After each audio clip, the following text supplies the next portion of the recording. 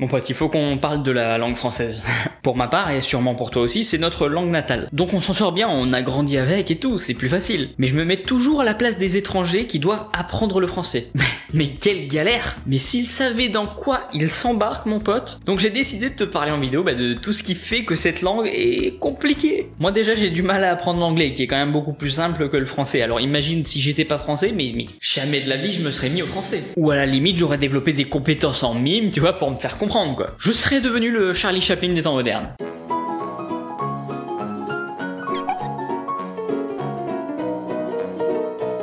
Déjà, dans la langue française, il y a des terminaisons de mots assez chelous. On les voit si on fait attention. Déjà, ENT, on en parle? Dans les adverbes comme complètement, ENT ça se prononce, en, complètement. Mais dès qu'il s'agit d'une terminaison de verbe en ENT, du coup, ça se prononce plus. Il mange, par exemple. Tu dis pas il mangeant. Moi j'aurais déjà fait la faute. Il mangeant. Et tiens, puisqu'on parle de terminaison, on va parler de la fin des mots, encore une fois. Qui a décidé qu'il ne fallait pas prononcer les dernières lettres? Alors les gars, nous on est des beaux gosses, on doit imposer notre style, on doit imposer la mode, la créer, on doit pas suivre. Et pour ça, on va mettre des lettres en fin de mots et on va pas les prononcer. Voilà, parce que c'est ça le style. Boum! On casse les codes, nous. Typiquement, le S. Pourquoi on le prononce pas? Alors c'est moi qui décide, toi tu poses pas de questions et en plus de ça, tu appliques, voilà. Et toi, abonne-toi à la chaîne de Marco Polo, et mets un gros pouce bleu si tu passes un bon moment, voilà. Ok, très bien, voilà. Alors, en plus de ça, il y a énormément de mots qui se ressemblent, qui se prononcent pareil. Vers la cuisine, j'ai vu un verre de terre, j'ai essayé de l'attraper avec un verre d'eau vert. C'est une galère, on est d'accord, c'est comme tous les ceux qui existent.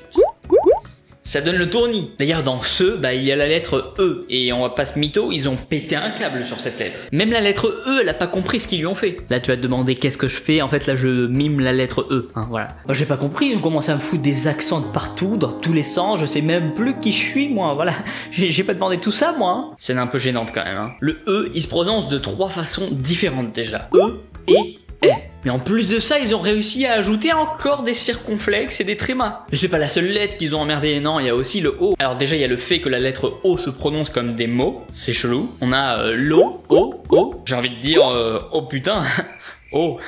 Et en plus de ça, le O se prononce de différentes façons dans certains mots. Mordre, on dit mordre, mobile. Et c'est tellement chiant que même une partie des Français ne le respectent même plus. Notamment chez moi, dans le sud, le O est devenu voilà, rose. Et alors le pire du pire, c'est les chiffres. Jusqu'à 50, franchement, ça va, ça passe. Mais au-delà, c'est la guerre. Par exemple, en anglais, 99, ça se dit 99. 90 qui veut dire 90 et 9, 9. 90, 9. C'est simple, carré. En français, c'est une équation, le truc. 99, c'est composé de 4, 20, 10, 9, ce qui fait 99. Et comme on a une langue assez compliquée, on peut se dire qu'ils ont essayé de faciliter la compréhension en adaptant la prononciation des mots. Non?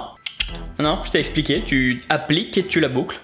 Voilà. Du coup, en français, tous les mots sont prononcés de la même façon sans accentuation particulière, excepté en fin de phrase. Il y a une variation lors du dernier mot pour savoir si c'est une interrogation, une exclamation, etc. Donc pour résumer tout ça, en anglais, les mots ont des prononciations un peu particulières en appuyant sur certaines syllabes, ce qui rend la compréhension plus facile. En français, c'est plat jusqu'au dernier mot de la phrase. En fait, ils doivent s'emmerder en nous écoutant parler, les étrangers. Voilà, n'hésite pas en commentaire si t'as d'autres exemples de choses compliquées dans la langue française, à les mettre. J'espère que t'as passé un beau moment, je te remercie d'avoir regardé cette vidéo, c'était Marco Polo et puis je te dis à très vite.